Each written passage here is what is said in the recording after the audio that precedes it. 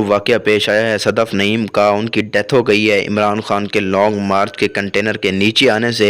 ये इमरान खान के लिए बहुत बड़ा मसला पेश आ सकता है इस बात में, क्योंकि वो लोगों को निकाले हुए है रोड पे, लोगों के जज्बे बिल्कुल भी पुश्त नहीं हैं, वो लोग जो है ना इमरान खान के साथ हैं।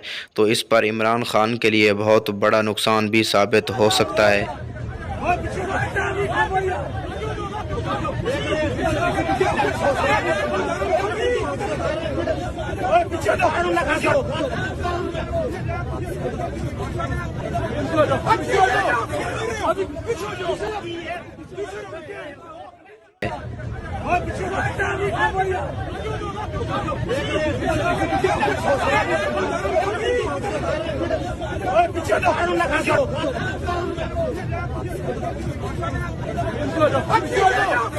Abi,